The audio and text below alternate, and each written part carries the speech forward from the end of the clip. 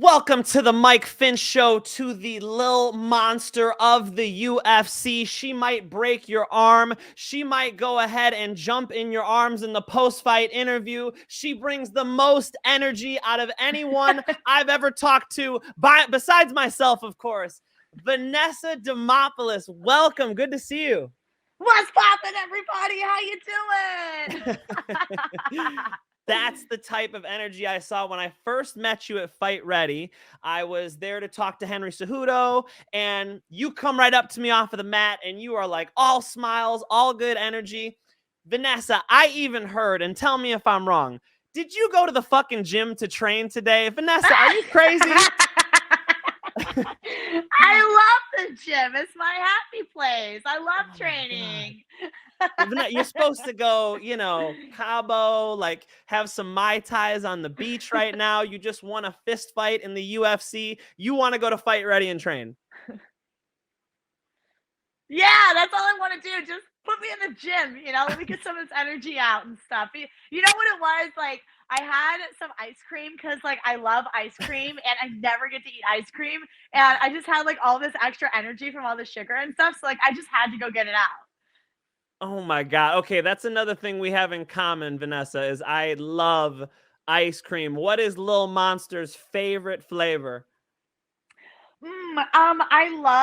Okay, so like I have a problem because I love cookie dough, but I don't love chocolate chips. And almost all cookie dough ice cream has chocolate chips in it. And I'm like, that's what I want. I want cookie dough ice cream without the chocolate chips. Maybe add some birthday cake in there, add some blueberries, and that's a wrap. Wait. Okay. Cookie dough, blueberries, and like vanilla ice cream? This sounds like something I've never tried before. Are you going to open your own ice cream shop? Where the hell are you finding this? I mean, maybe I should. This is like my brain's concoction of awesomeness that one day I want to enjoy. Lil Monster's ice cream. I mean, I'm already a fan. You live in Arizona. I mean, it's warm. You guys need some ice cream out there. This might work out. Big facts. There's not enough ice cream places out here. Okay, I live in Huntington Beach, California. We got hella ice cream places. I am a happy camper. My favorite, Cold Stone. No question. You? I love Jenny's ice cream. No questions. Jenny's ice cream. I can't say I've heard of Jenny's ice cream. Oh, you're missing out, man. It's actually, I think they're from Columbus, Ohio, if I'm not mistaken. But they have it out here in Phoenix, and I'm just in love. So, yes, that's my favorite ice cream, hands down. Jenny's ice cream. I will go try it out. And when I do, I'm giving you a shout out. All right. I'm going to go check it out. And I'm sure they've got cookie doughs, no chocolate chips. No? I'm not sure, man, but I know you're not going to be disappointed.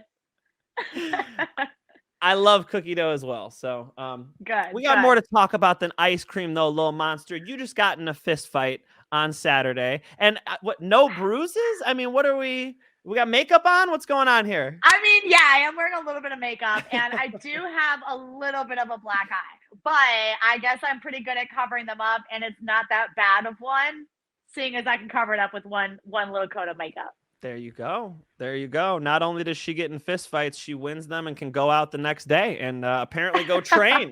Apparently, yeah. So, I must say, after a fist fight's over, I'm trying to consume some type of drugs. I don't know if it's alcohol or what. I'm gonna take a few days. Right? Did you celebrate? Yeah, we did. We did celebrate. We all went out. We went out to the steakhouse, then we went to the bar. And we went out to the strip club, and of course, I had to go to the strip club. Like, I had to. And, did you get up, or were you just chilling back?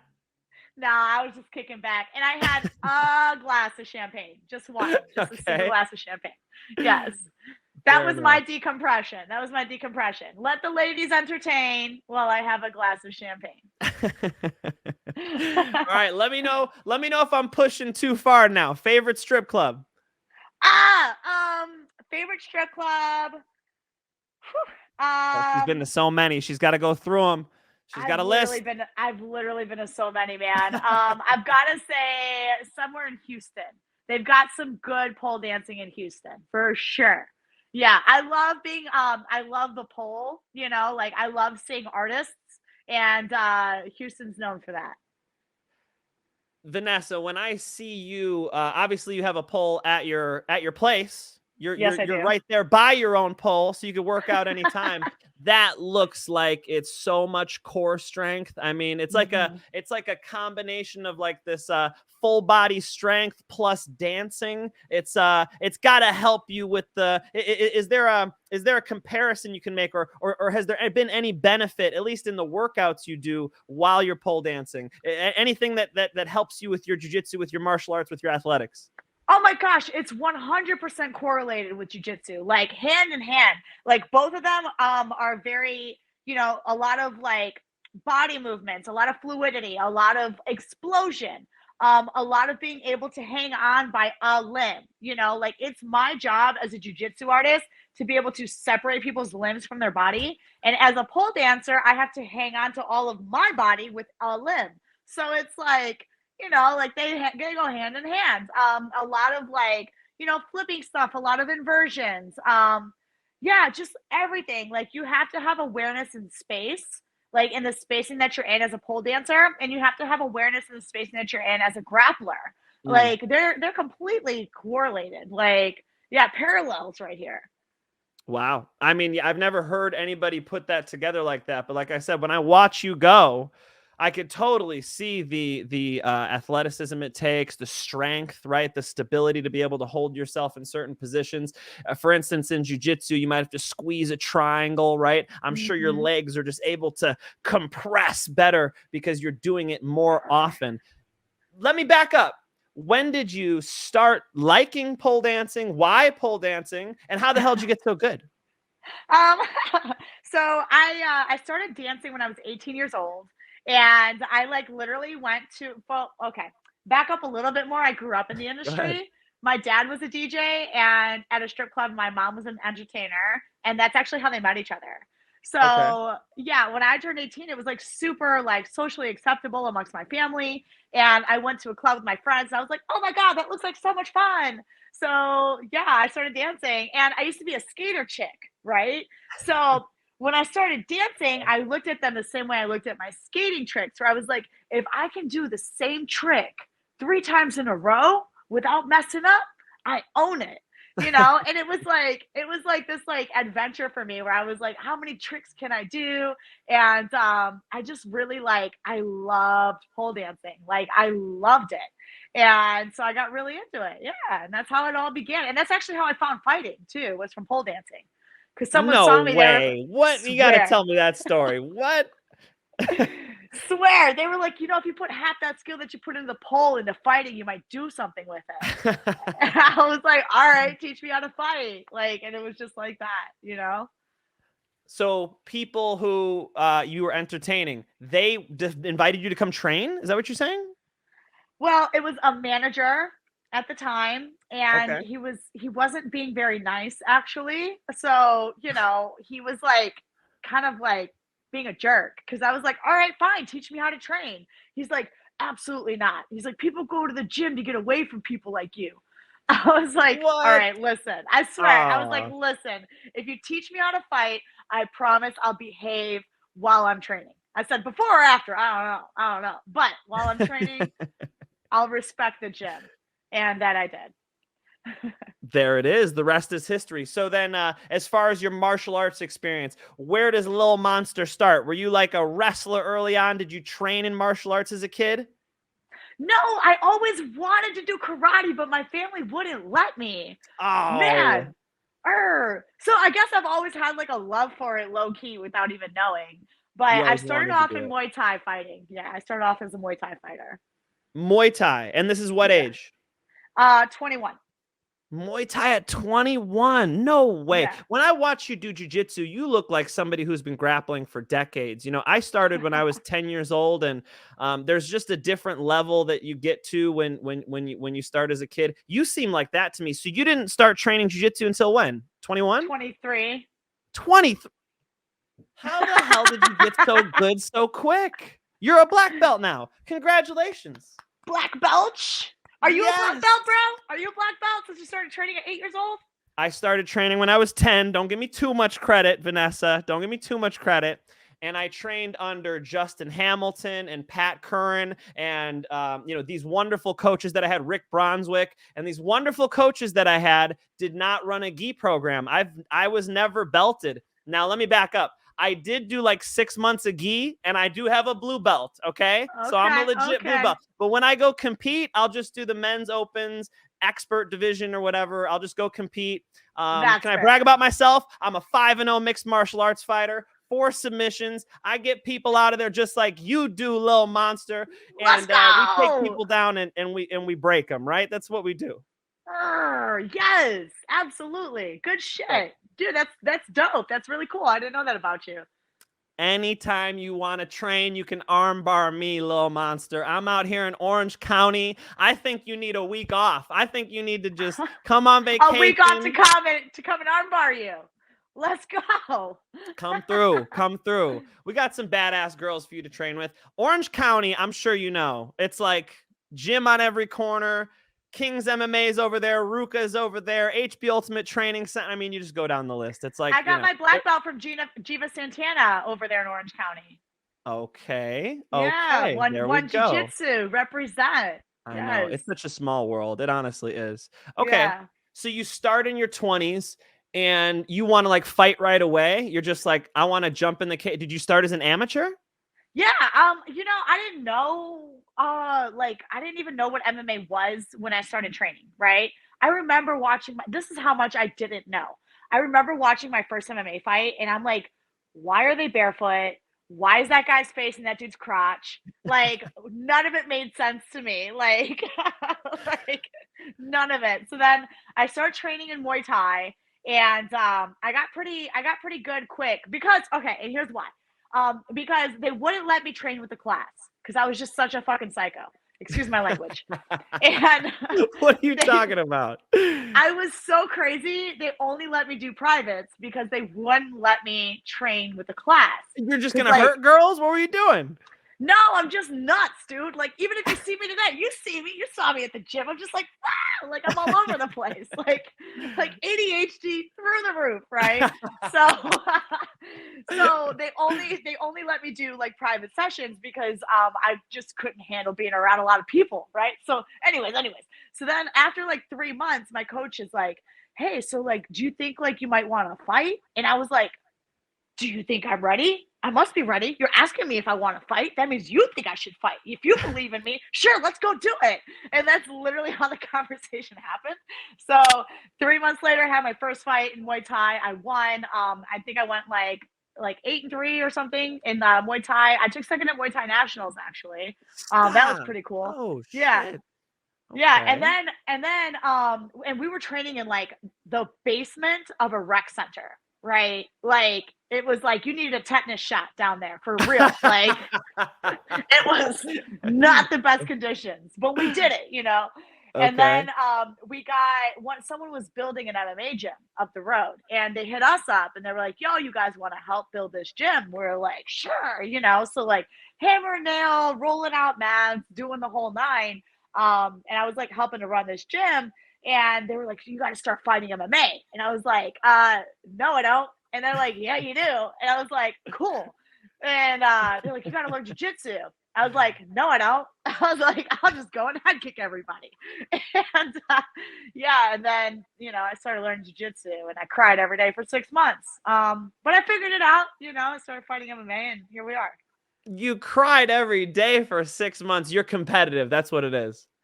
Yeah, I hated jiu-jitsu, man. So I was like the only chick, and it was like a bunch of giant middleweights just beating me up all day. And I was like, little old me, like, yeah.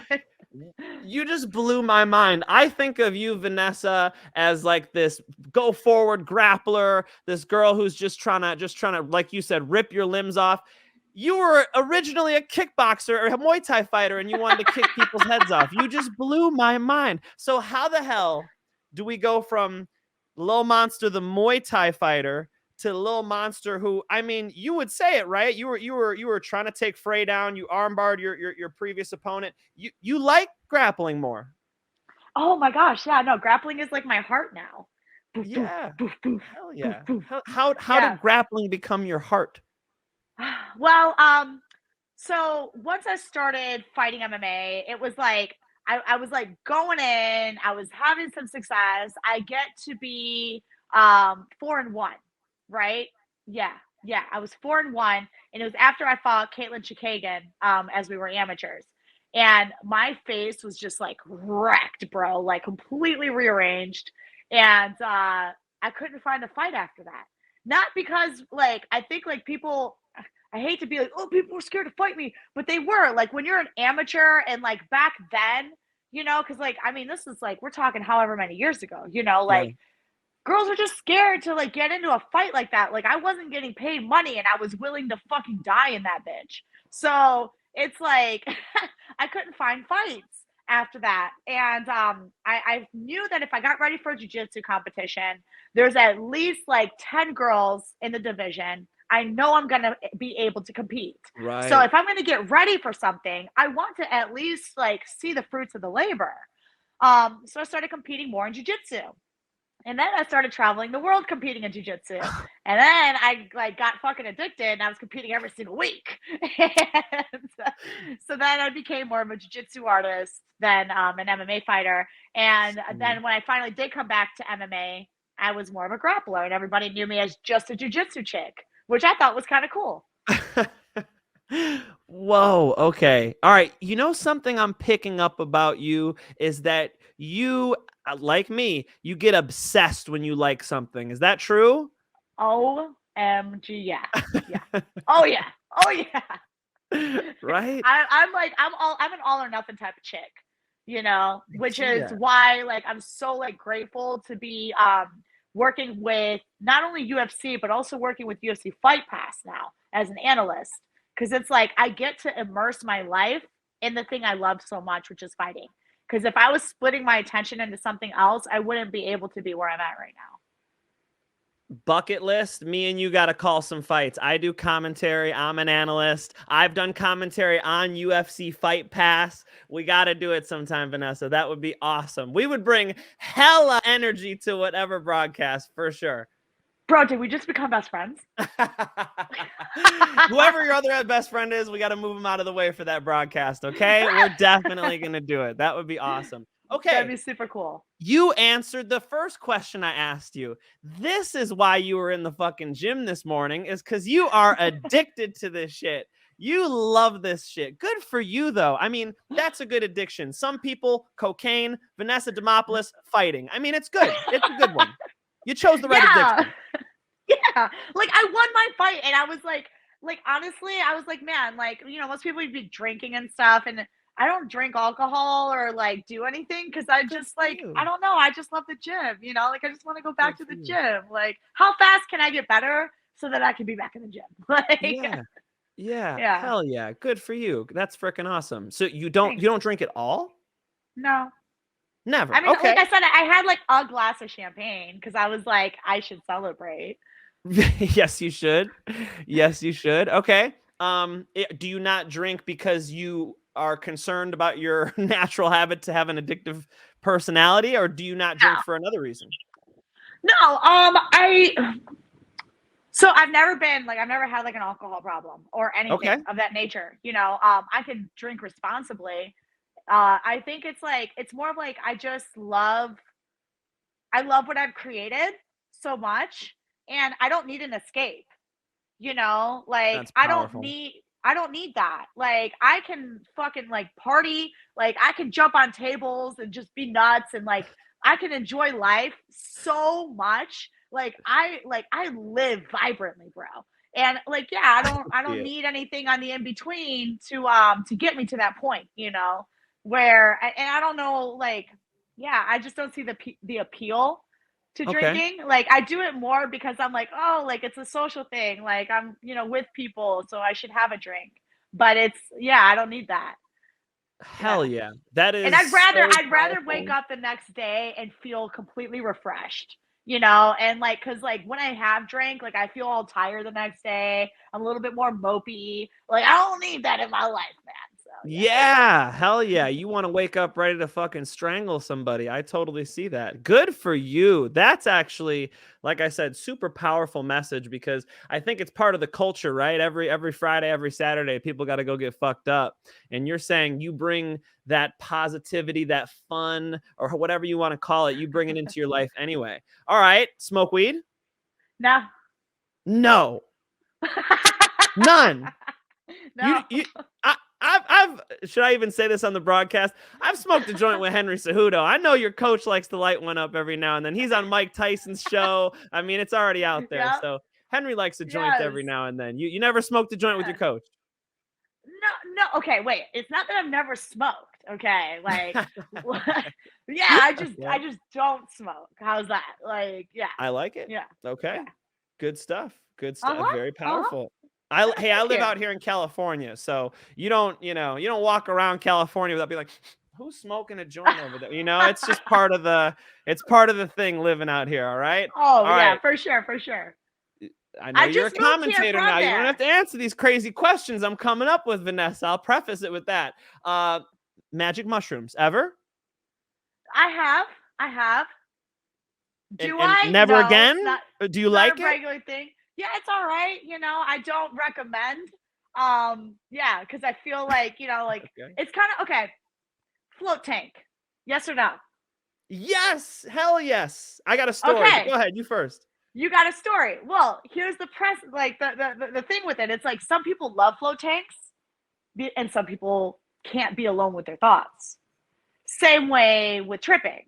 Some people Yes. are okay, and some people are not okay with themselves. Yes. So it's like, yeah, like I don't recommend it. Have I done it? Yes. Is it all right? It's all right. Like, not something that I do every weekend, Yeah. I don't think you can, because I think with psychedelic mushrooms you'll get used to it. It goes in as your brain thinks it's serotonin, and it won't have as much of an effect. So it's like a once a month type of thing if you want to trip. Once every 2 weeks. I don't know what I'm talking about, but I don't know either. Well, people do microdosing now. That's like True. a thing. They take True. it as It's like totally a daily dose. It's totally a thing. They're not even a sponsor, but Argos, who sponsors some friends of mine, Mark the Shark Irwin and whatnot, they make microdosing gummies, and you just take a gummy and you go through your day, and you're not really going through the psychedelic effect though. Lil Monster, let's be honest, the fun part is seeing shit. The fun part is the trip, right? That's the fun part. I was in Maui, and I hiked to a waterfall, and it's called Waimoku Falls. Have you ever been to Hawaii? I have been to Hawaii, but I have not been to Waimoku Falls. Waimoku Falls on Pipiwi Trail, and I may or may not have tripped, and it may or may not have been the most beautiful experience I've ever had. Tears in my eyes, love. It's a beautiful experience. Definitely not something you do very often, right? No, you don't want to be using drugs. But I find it interesting when you said you don't drink, meaning like when it comes to celebrating for this fight, you're good with one glass of champagne. I think that is I think you're in the minority there. I think most fighters are out there partying hard. So good for you, Vanessa. I think that's really cool. Thank you very, very much. I appreciate that. That's really cool for you to compliment me on that. We don't have like some proper 12 up in the cupboards right now at home. Not like nothing crazy. No. Fair enough. All right, I'll go off of the drug talk. You asked me about the float tank. I've done those where people like have their like hair left over in them. You got to clean those things right. Like I've gone to like a business. Do you go and float? Yeah, I do. Meditate. I love meditating. I meditate often. I meditate almost daily. And that goes with the martial arts, right? Like you said, some people can't be alone with their thoughts. Being a martial artist, I believe this is Greg Jackson quoting Sun Tzu here, but talking about like accepting your own death before you go into battle. That way you could be free. You're not scared to lose in there. You're not fighting just to eke something out. You're accepting your own fate. It's a very mental thing. Martial arts is, right? Why? What do you get from meditation? You know what? I've never heard that before. I've never heard that before, but I do accept death prior to walking in there. I didn't know that was a Sanzu thing. Like when I go to fight, like people will ask me questions. Like, for example, I had a vacation planned with my family and they kept trying to talk about it. And I'm like, guys, I don't like nothing matters to me until I fight.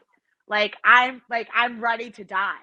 Like that's how I feel when I go to fight. So that's crazy that that's a part of like Sanzu. I'm gonna read that one day. Yes, The Art of War, very, very powerful, right? I'm One of going to my read one of that my book. favorite quotes ever. About being a warrior in a garden, right? I'd rather be a warrior in a garden than a gardener in a war. Like Facts. Yeah. preparing yourself for life. Another way to say that is don't wish for an easy life, wish for the strength to endure a difficult one. Aren't those so Mm. good? They are so good. And I don't feel like you can ever be a warrior in a garden without having been in wars. You must first be the gardener in the war to then be the warrior in the garden. That's a great Because point. you can't become a warrior without having to endure some difficulties in life. Truly. Absolutely. So, what made you so goddamn tough, Lil Monster? the I'm scared. Chills just went down my spine, Lil Monster. Holy shit. Oh shit, she's turning into the monster. What is happening over here? Man, I definitely didn't have it easy by any means, by any stretch of the imagination. I don't feel like somebody chooses going to be a stripper because they were like had it easy. I don't think anyone chooses going to be a fighter because their life was peaches and cream. Um, Sure, so sure. it's I don't know. I think I made life a little rough on myself when I was younger, and I found myself in some very compromising situations. I had an abusive relationship, and I got kicked out of school for fighting. I spent a lot of time doing a lot of crazy shit.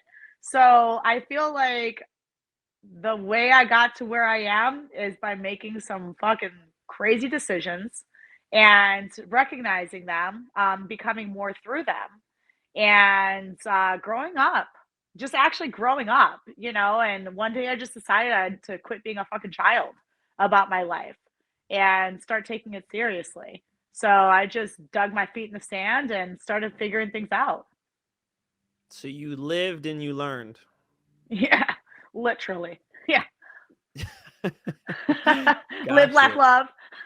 Live, laugh, learn. There you go. There you go. Pressure makes diamonds, right? You were Oh, that's my tattoo.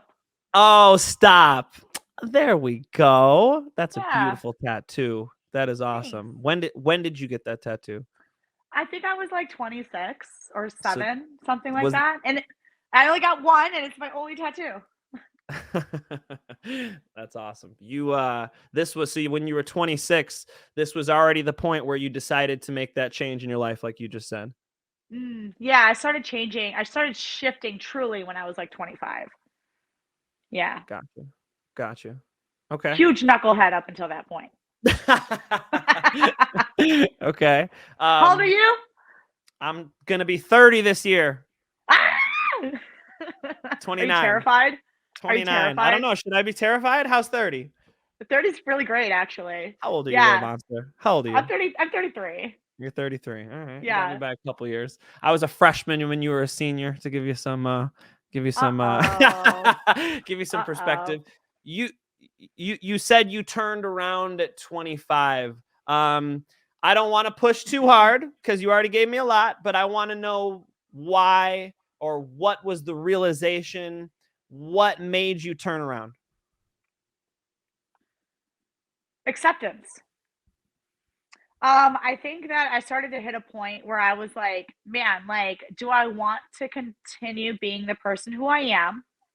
Or, um, do I want more for myself than what I currently have? And it's like I already knew, like, they always talk about like, who you want to be 5 years from now, who you want to be 10 years from now. And I was like, man, like who I am today, like I do not want to be that person 5 years from now. So I found God, and I had some really crazy friends who were just like super silly, and they just completely accepted me exactly as I was with all of my craziness. They saw past all the bullshit. They loved me for me, and they loved me just literally as like unconditionally. And I was like, I never really experienced that. And I was like, man, like these are good people, you know, and like I just want to be more. I want to be more for my family. I want to be more for those around me, you know. Yeah. And I just started changing my life, man. One good decision at a time. It doesn't happen overnight. Yeah. I still messed up a lot. I still mess up a lot now. But yeah. Okay. You look to be on the right path to me, Lil Monster. I love digging into that because I get to know you a lot better through that type of stuff.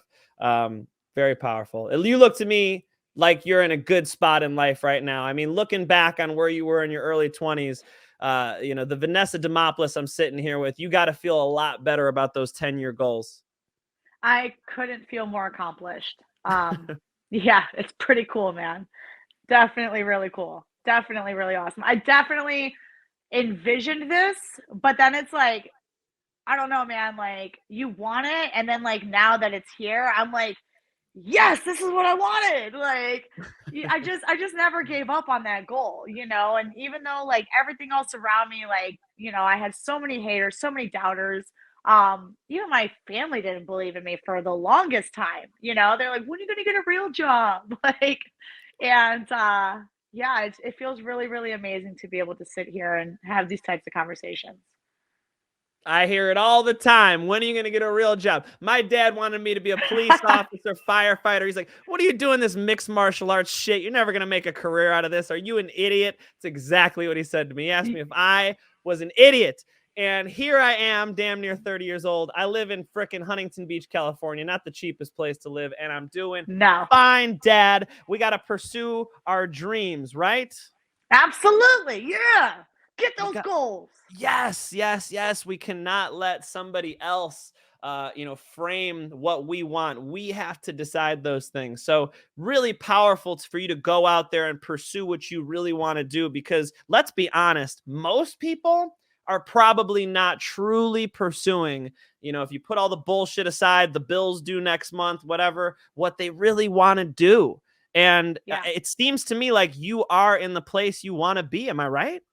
Absolutely. Yeah, you are right. But I did go through those same moments where it's like the bills are due. Like, fuck, you know, like it comes Yeah. to a head where you're like, ah, like, oh, like, am I doing the right thing? Like, you know, and you do start to question yourself at times, and you're gonna Yeah. hit those crossroads, but that's when you know, do I want this or not? Yeah. Am I gonna continue to fight for the thing that I believe in, the thing Yeah. that I know that I can achieve? And Mm. you make it happen at all costs, no matter what. So many people are gonna give up on themselves right there. So many people can't take their own heat. You know, they want something, but what are you willing to do to go through those fires for yourself to know that you're going to come out on the other side okay? You know? And for me, it was a lot of praying, it was a lot of meditating, it was a lot of sitting down with a pen and paper and writing down, is this worth it? You know, and what are my other life options? And taking a look at those and seeing, you know what? I do have options and I don't want them. I want this. And Mm. then going after that. What a fucking powerful message, Lil Monster. You are a damn inspiration. A hard-working, independent woman who gets shit done and might occasionally whoop somebody's ass. That is really powerful stuff, Vanessa. I'm pumped right now. Thank you for that.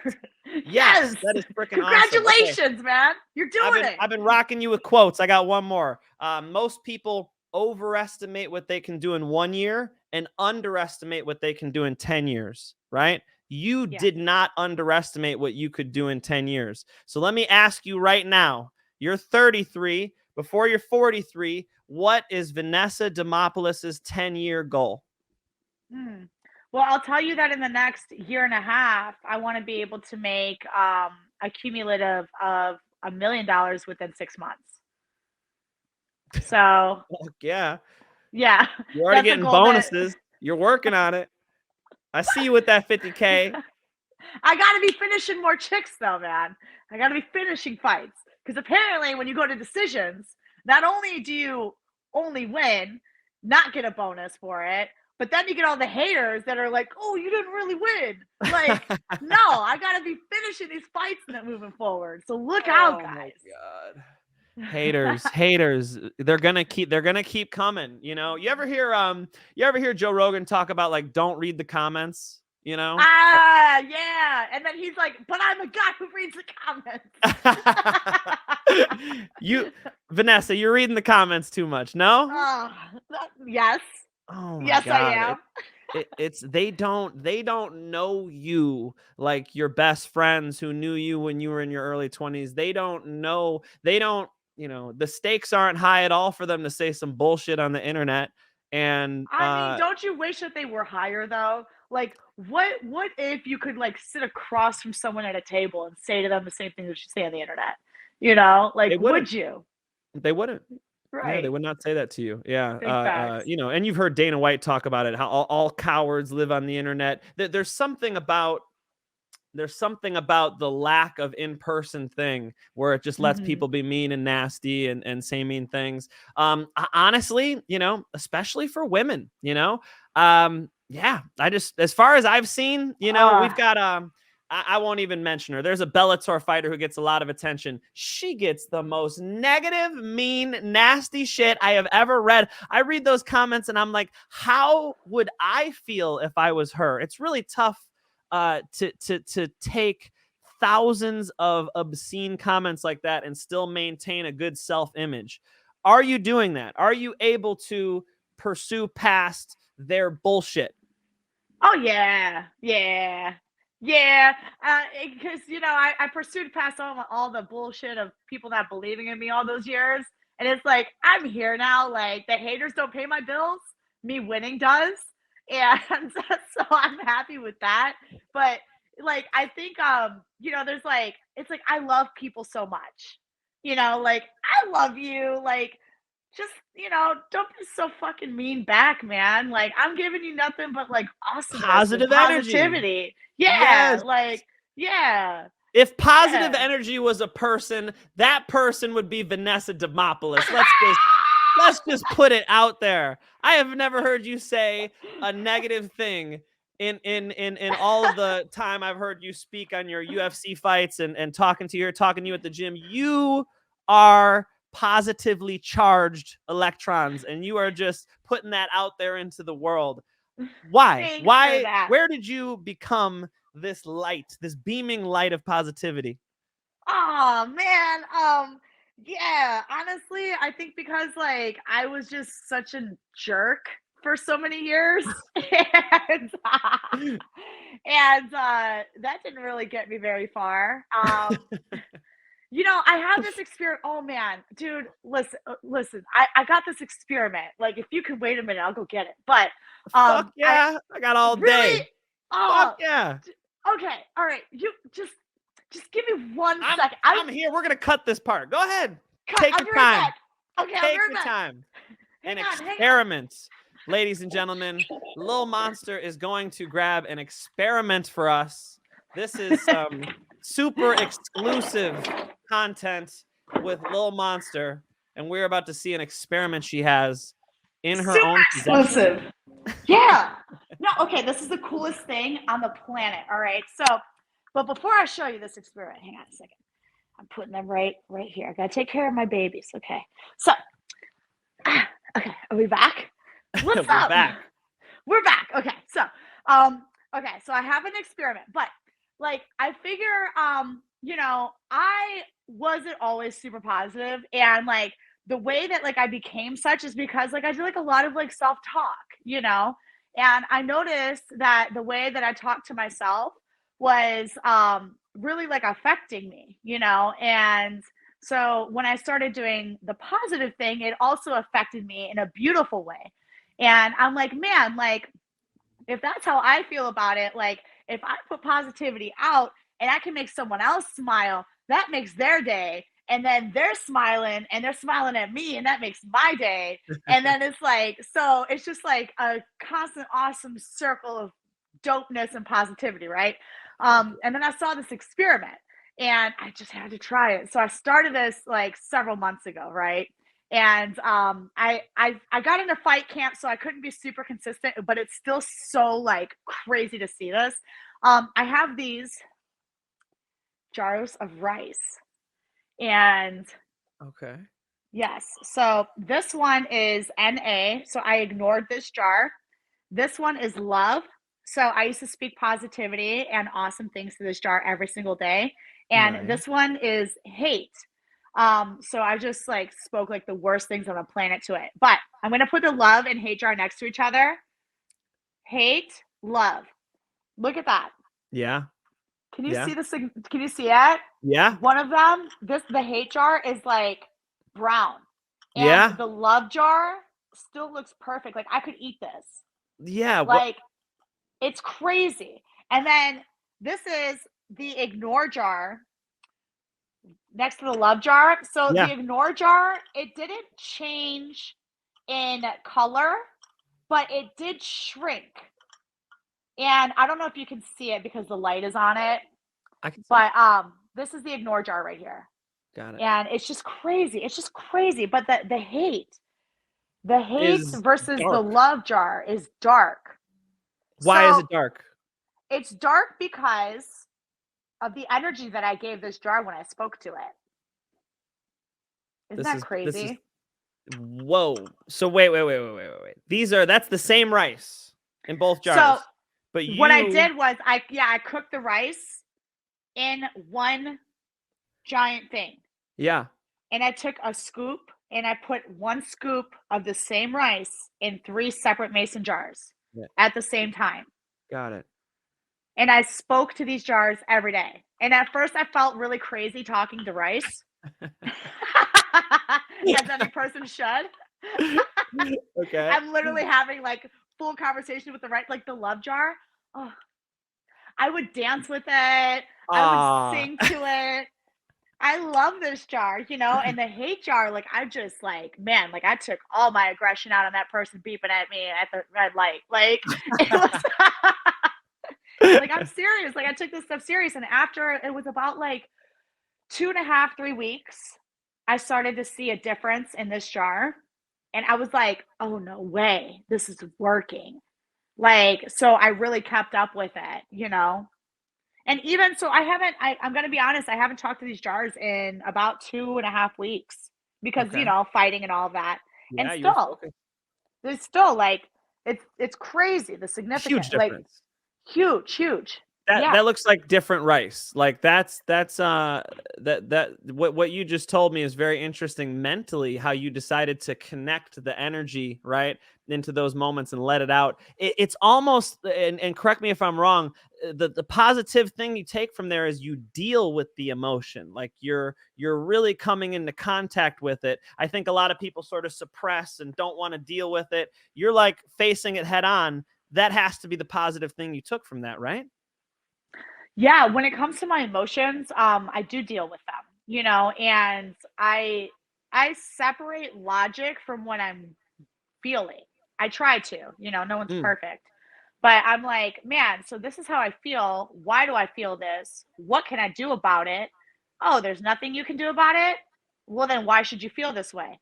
Oh, there's something you can do about it. Well, fucking do that and quit feeling yeah. like this. You Yeah. know? Yeah. Yeah, exactly that. You can't control what other people are going to do in these situations. Like if there's another party involved, like you just do what you can control. Have those Yeah. tough conversations. You're going to feel better at the end. And if they can't deal with the way that you're having a conversation, then that's no longer your problem. Pain is inevitable. We're all going to experience pain in our life. Suffering is a choice and it's an option. And I choose not to suffer. We all feel pain and I can handle a lot of pain, but I'm never going to suffer. Have you ever heard Sam Harris? Are you familiar with Sam Harris? Sam Harris, No. neurologist, author. Sam Harris says, pay mere witness to the emotion, right? Pay mere witness to the feeling. He talks about this with meditating. If you like meditating, waking up with Sam Harris, he's got his own app. Like it's pretty good stuff.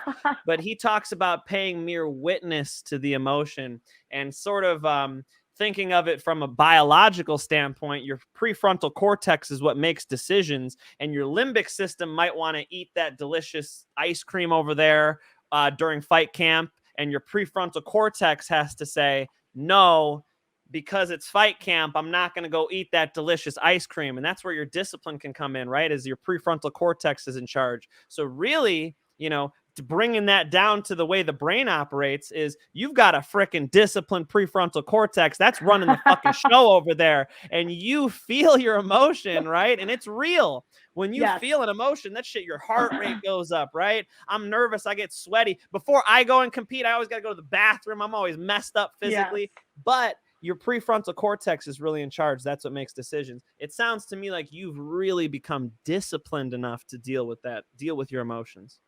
Thank you. Thank you for that. Yeah, I'm gonna look this dude up. I'm gonna have you text me his name, man, because that's pretty dope. Yeah. I got you. Sam Harris is the bomb. Do you like to read books? I love reading books. Done. I don't even watch TV. Book, Lil Monster. All right. I don't even watch TV. Like that's actually one of the hardest parts about fight camp for me, because it's like I'm like, fuck, I should sit down. I should relax. All right, now I'm sitting. I guess I should watch TV. What do I watch? Like, I don't watch television. I don't sit down. So I like reading books. Yeah. Thank you. I don't even have cable. I don't even own, ESPN I pay for. I got to watch you fight. But ESPN's Showtime. I work for Bellator. But I mean, beyond that, I don't watch TV either. We got a lot in common, Lil Monster. Podcasts? Up and running as of tomorrow.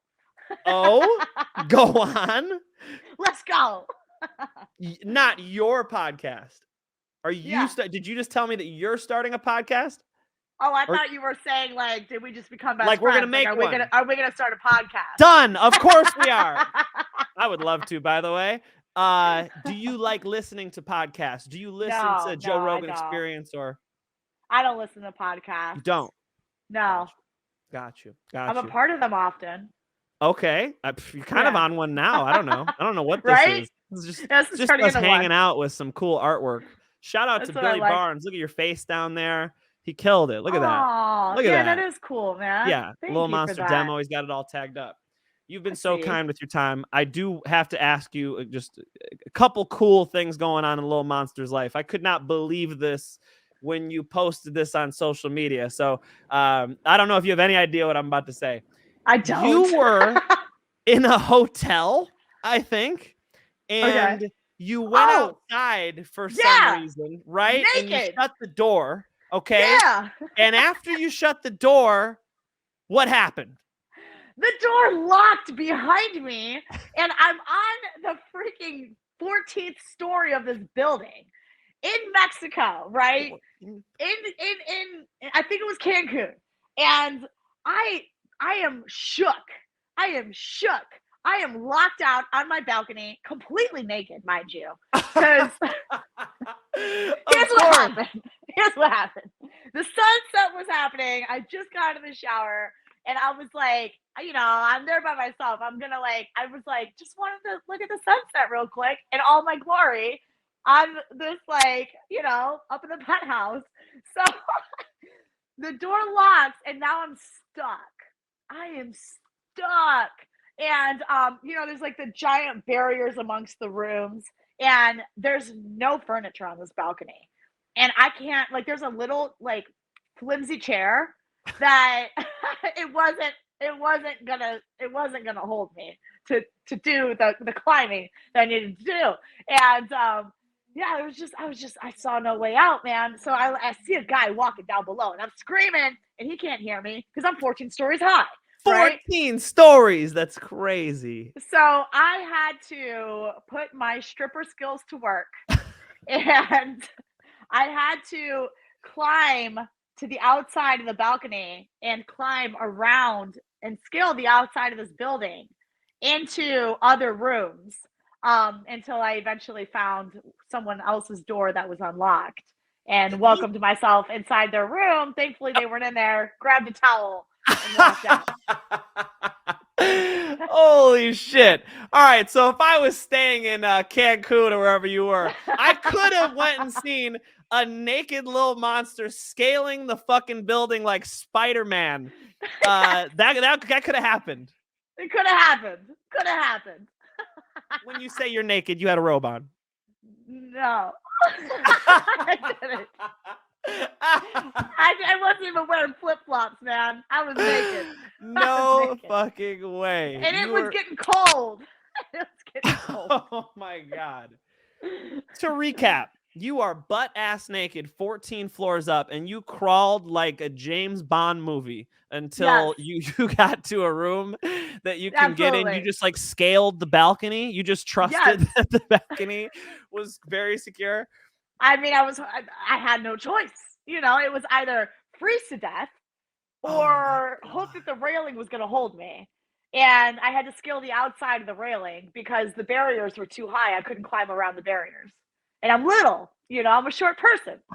So, and I had to scale like 4 rooms down before I found one that was open.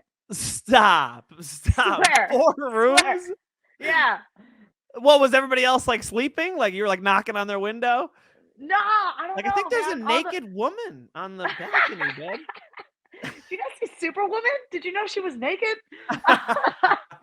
Yeah, I don't know. All the lights, all the other rooms were just like, you know, shut down, locked. So it was like 4 rooms down. Finally, I saw some light, and I was like, yeah. And then I like knocked, hoping someone would like come to the door, but nobody did. So I like pulled it, and it was open. So I just, you know, I needed a towel. I welcomed myself in, grabbed a towel, and walked out. It was great. Oh my God. Did you get the sense that it was somebody's room? Like they were staying there? They No, were at the pool? someone was definitely staying there. Yeah. So they're like, I could have swore I put my towel over there. What happened? So you wrap yourself in the towel, and what, you went to the lobby to get a key? To get a room key? Yeah. So as I was on my way to the lobby, I like got in the elevator, and I thought that you needed a key to get up and down, which I didn't have. And so I was like, well, someone's gonna press the button eventually. And then all of a sudden, I hear Master Vic, his voice out there, because you know they run the EBI, and this was during like the EBIs. So I like pop out of the elevator with just a towel on. I'm like, "What's up, guys? I got a story for you." And I kept trying to show him how I scaled it, and he wouldn't let me scale the building anymore. So I support his decision. I do. Yes. You are a freaking lead action hero in a movie, Vanessa. What the fuck? You scaled a 14-story building and successfully. Look at you. You had no problem. Yeah, thank you. I'm there still was here. there was no like cliffhanger moment where you were just like had to pull yourself up from the jaws of death. You never slipped. No, thank God. Yeah, I was all right. It's because all those years. I had the strongest grip strength in the division. It came in handy, you know.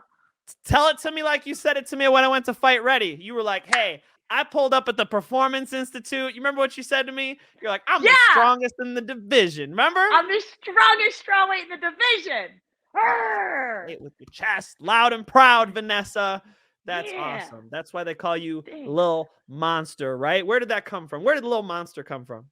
My first Muay Thai coach, he was one of those yelling coaches, and he would walk around. He'd be like, "In here, we build machines and we create monsters."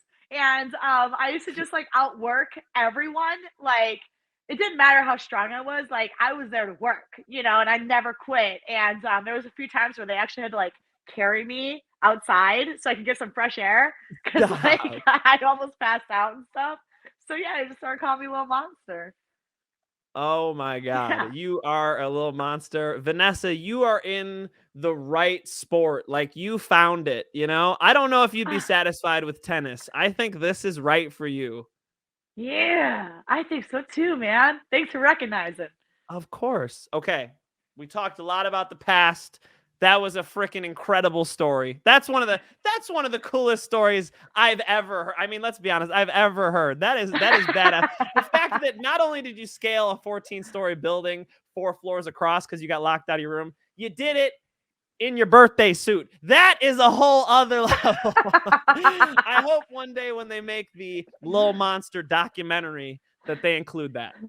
I know someone's gonna let me scale another building so I can show them how I did it. This time you got to be like, in one of those, harnesses. You're not gonna, we can't lose you. All right, we can't do that again. All right. I mean, I'm used to climbing poles 2-3 stories high with no net, so I got this. I'm a professional. 3 stories high. You climbed a 3-story. Where the hell are you performing? What are you talking about? 3 stories. Tootsie's in Miami's got a pretty 3-story pole. Oh shit! You got to hook me up with the spots to go. I have no idea. 3-story pole. I didn't know that was a thing. I didn't know it was either until I went there to compete. That thing is huge. That thing is massive. I fell actually competing. Yeah, but I caught myself because I was like doing a trick like this upside down, and then like my arm gave, and I fell but I did like a full rotation and like caught myself because like I kept the grip. It was pretty dope. Nobody knew. I almost fell. You saved it. I saved it. It was pretty cool. Wow. Yeah. Wow. You are absolutely an athlete and a half. Whoa. 3-story pole. Okay. So girls are getting hurt on a 3-story pole. Oh yeah. Girls There's are no dying. room for there's no room for mistakes. No. Whoa. Okay. All right. Fair enough. Well, on my bucket list. Okay. I've got to go see this 3-story pole. That's insane. You are you a thrill seeker? Do you like that shit? Do you like go rock climbing? Like what? Yes. Yeah? All the time. Oh shit. So Arizona's a good spot for you. You got some rock climbing in Arizona, no? Yes.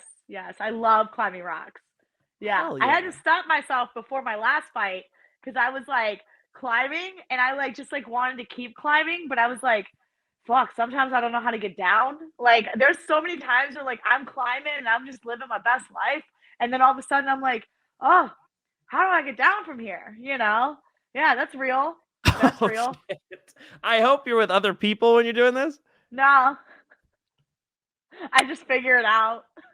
You are as wild as it gets. Oh my God. All right. Next time you go rock climbing, may I recommend a buddy? May I recommend it? Maybe. But what if they can't keep up? And then I'm like sad because like I just want to keep climbing. And they're like, sometimes, last time I went rock climbing, my sister was with me and she just watched me. And I was like up there. And then I was like, how do I get down? And then she was like, oh, there's a footing right there. And that was really helpful. There you go. You have a sister. Big sister, little sister. She's my little big sister. Your little big sister. So she can, she can look out after you type of thing. She's making sure you don't get into too much trouble. You don't get stuck on any more balconies, right? That's what she's there for. Yeah. I'm older, but she's the adult.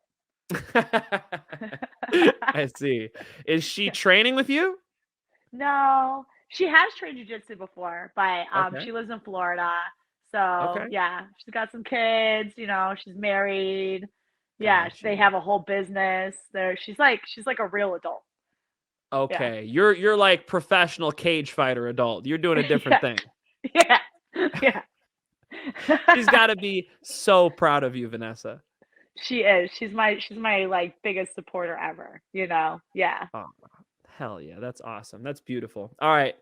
You just got a freaking badass win, and I was so impressed. You were the mixed martial arts fighter in that fight, Vanessa. You were the one, right? She just wanted to box, right? Yeah. You're the one who was changing levels, trying to take her down, making it a complete fight the whole time.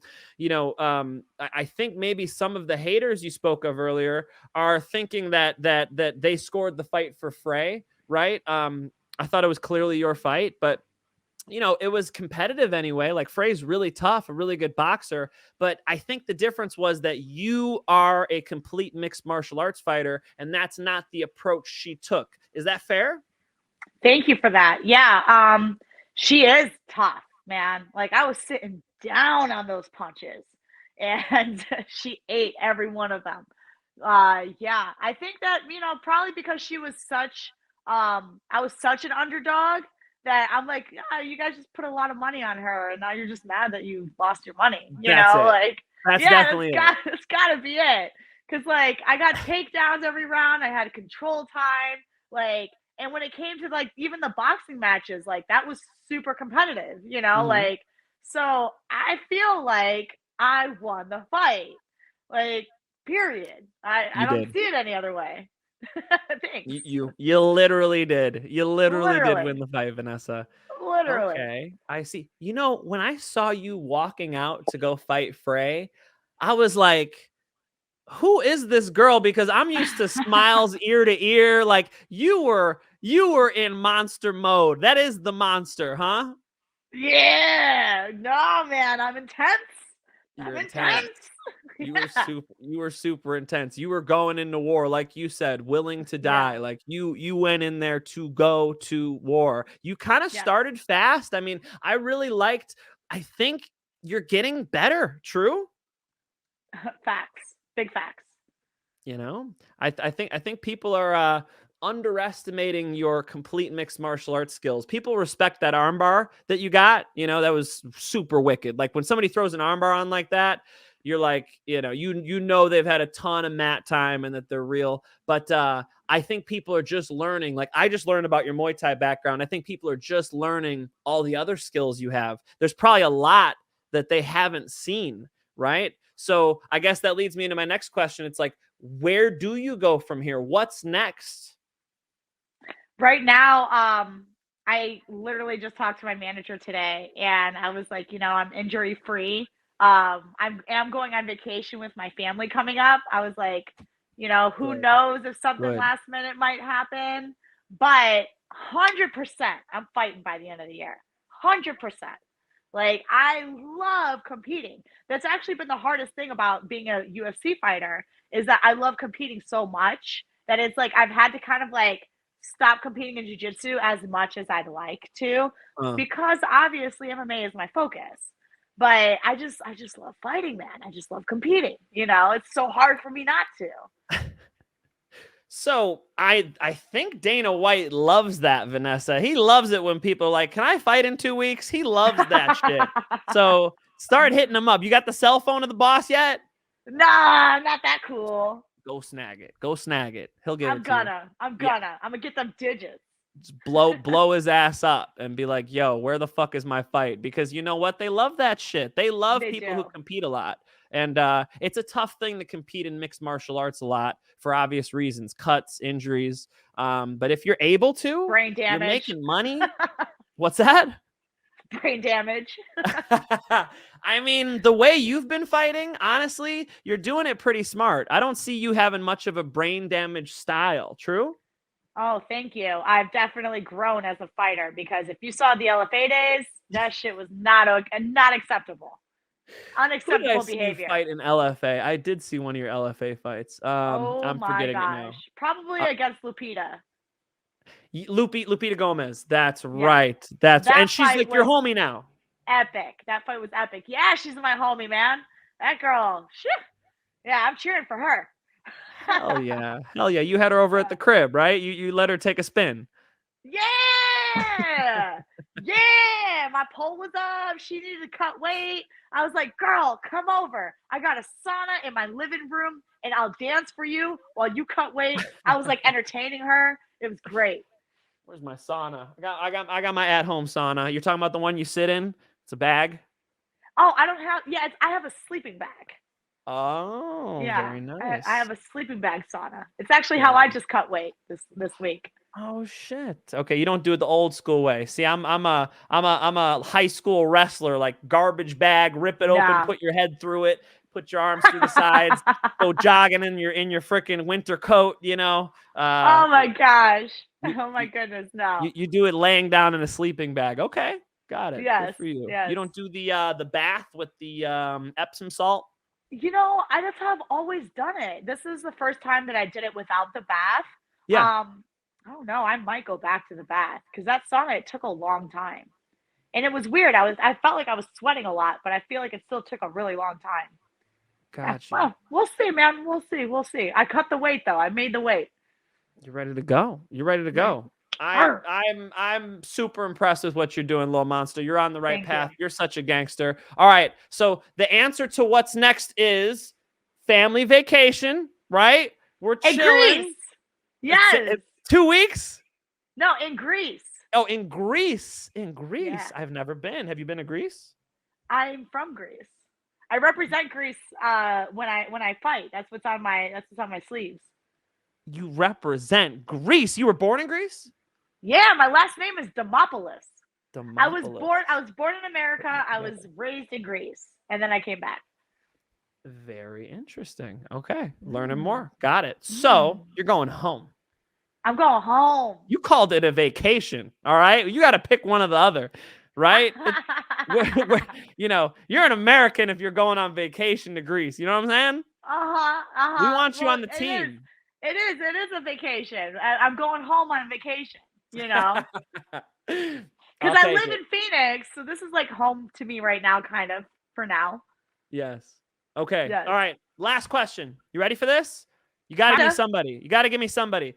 Before you're done in the UFC, give me your dream fight. Who does Vanessa Demopoulos want to fight? Ooh, I think before I'm done fighting, I want to fight Rose. Rose Namajunas. Yeah. Ooh, why Rose? Her skill. So she's just such a pretty striker, and I think that's like she's a beautiful fighter, you know. And I would love to have enough skill to be honored enough to have a fight like that one day. Hell yeah. Hell yeah. Rose Namajunas, I believe Milwaukee. She used to be Rufus Sport, so I've seen her fight on some of the smaller shows, and it's been so cool to see her develop into a world champion, and her movement is like second to none amongst the women. Yeah. You know? It's like butter. Yeah, right? It's like butter. It's like butter, man. She moves like butter. It's great. You can't catch her in that cage. She's freaking all over the place. She's a ghost, you know. It's very hard to get to her. And if she wants to, as we saw in her last fight, she can kind of shut a fight down just with her movement. You don't really know when she's coming, when she's going, if she's moving left, right. It's a very interesting stylistic matchup for you. Wow. So that would be like a respect thing. Like you have so much respect for Rose, you want to share the cage with her. Yeah, one day. Yeah. That's badass. That's badass. I'm Thanks, sure man. you're going to have a couple fights in between the you and Rose fight, but I'm going to the Rose Namajunas and Vanessa Demopoulos fight, all right? When that shit goes down, I'll be in the house. Hold me to it, okay? Yeah! Everybody Vanessa. be in the house when that happens. Before you go, Vanessa, how do people keep up with Lil Monster? Lil Monster Demo on Instagram. Everything else is on there. You know? Yeah. Good shit. Follow Lil Monster on Instagram. It's actually right down there. Lil Monster Demo. She just beat up another UFC fighter. This girl is on fire. Get used to her because you're going to be seeing more of her. And Vanessa, I just want to give a huge thank you for coming on my show. I hope it's not the last time. Thank you for having me. You're super awesome. Thank you. Thank you. I appreciate it. And I love the energy. I love the vibes. I like all the discussions. I like the positiveness. I like all the motivational stuff that we've talked about. This has been great. Thank you. I had a lot of fun. I owe you a book. I want to send you a Sam Harris book. Yes. All right. Yes. I got to link you up. All right. So I'm going to hook you up. Next time I see you, it'll be with a paperback. Okay. You like reading about paperback? That life. Are you Kindle life? No, paperback. Give me the book. I want the book. I want to feel the book in my hand. It's coming to you. Ladies and gentlemen, without further ado, Lil Monster, thank you so much for coming on. We will keep up with you soon. Vanessa, all the best. Enjoy Greece. And please have a little champagne. Okay, will do. Later, y'all.